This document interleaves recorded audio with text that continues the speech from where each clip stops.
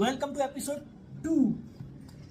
5 रुपए की इन्वेस्टमेंट से कैसे बनाए वेल्थ, कैसे बने अमीर। वाह वाह, चलो समझते हैं। एक्चुअली ये जो एपिसोड है इसका मेरा पर्पज बहुत सिंपल है, आपको ये समझाना है कि एसआईपी और लमसम ये क्या है।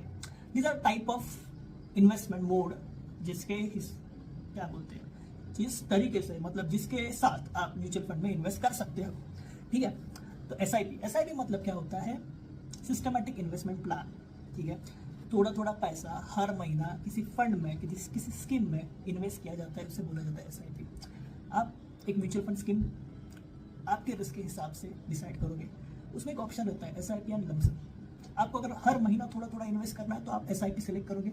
एसआईपी में आपको जो मंथली सूटेबल अमाउंट है आप वो सिलेक्ट करोगे, वो वहाँ पे प्राइसिंग डालोगे और हर महीना वो उतना अमाउंट आपके अकाउंट से डेबिट होके आपके म्यूचुअल फंड में इन्वेस्ट हो जाएगा। ठीक है, इन्वेस्ट होने के बाद उसके बदले में आपको जो मिलता है उसे बोला जाता है यूनिट्स, म्यूचुअल फंड यूनिट्स। ठीक है, दूसरा जो एक टाइप ऑफ इन्वेस्टमेंट है दैट इज लमसम। अभी इसके नाम नहीं सब कुछ है।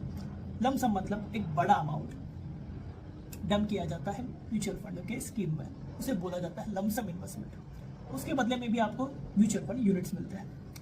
इन शॉर्ट, छोटा हो या बड़ा, ठीक है, इन्वेस्टमेंट करना बहुत जरूरी है, अमाउंट कोई भी हो। उसके बाद आते हैं एनएवी। एनएवी मतलब क्या, म्यूचुअल फंड की जो प्राइस होती है ना उसे बोला जाता है एनएवी, नेट एसेट वैल्यू। ठीक है, it is just price per unit of mutual fund. ठीक है, मार्केट ऊपर गया एनएवी ऊपर जाता है, मार्केट नीचे आया एनएवी नीचे आता है। ठीक है, स्टॉक का जो प्राइस होता है ना दैट इज म्यूचुअल फंड का एनएवी। ठीक है, याद रखना आपकी जो छोटी छोटी इन्वेस्टमेंट है यही आपको ताकत देगी बड़े ख्वाब देखने की, और ये आपसे बेहतर कोई नहीं जान सकता। रिस्क है तो इश्क है, ये सुना तो होगा, मतलब हाई रिस्क हाई रिटर्न। पर क्या ये सच है?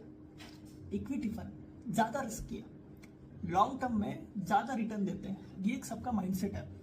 एंड डेब्ट फंड जो कम रिस्क किया एंड कम रिटर्न भी देते हैं।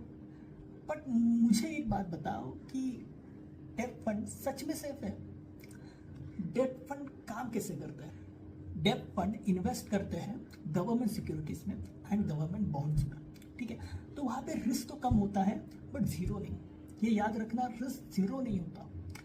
एफडी से थोड़ा फ्लेक्सिबल है, बिकॉज आप कभी भी विड्रॉ कर सकते हो वगैरह, वो सारा आपको वो एक फ्लेक्सिबिलिटी मिल जाता है। बट स्टॉक से ज़्यादा स्टेबल है क्योंकि वो वॉलिटिलिटी नहीं होती। स्टॉक में कैसा पैसा ऊपर नीचे नीचे, कभी मार्केट बढ़ा तो बहुत, वो वाला जो फंडा है वो फंडा डेप्थ में नहीं होता। डेप्थ में आपको वो स्टेबिलिटी मिलती है।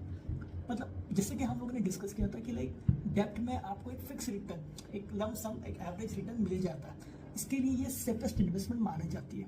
ठीक है, डेप्थ फंड मतलब ऐसा समझो कि सेफ्टी प्लस थोड़ा सा ग्रोथ, बट रिस्क फ्री बिल्कुल नहीं, समझे?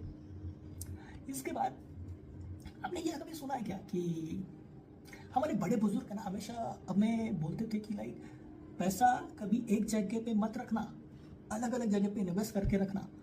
उसे एक फाइनेंशियल टर्म में क्या बोला जाता है मालूम है? डाइवर्सिफिकेशन। ठीक है, जैसे कि एक थाली को कंप्लीट होने के लिए खाली चावल काफी नहीं है, उसमें रोटी सब्जी दाल एक्सेट्रा सब कुछ होना होता है। वैसे ही आपका पोर्टफोलियो है, म्यूचुअल फंड का जो आपका पोर्टफोलियो है वो एक थाली की प्लेट है। ठीक है, जिसमें अलग अलग सेक्टर्स में पैसा डाइवर्सिफाई होना बहुत जरूरी है। ठीक है, मैं ये नहीं बोल रहा कि सारा ले लो, पर एक लिमिटेड रिस्क के साथ आपका पैसा डाइवर्सिफाइड होना बहुत ही जरूरी है। उससे क्या होता है, उससे आपकी जो रिस्क है वो मैनेज होती है। ठीक है, कभी अगर एक सेक्टर गिरता है तो दूसरा बैलेंस कर लेगा, ये वो कॉन्सेप्ट है डाइवर्सिफिकेशन। ठीक है, diversification for your portfolio is just like insurance of your investment. समझ रहे हो? दूर की सोचो, इंश्योरेंस ऑफ योर इन्वेस्टमेंट, याद रखना।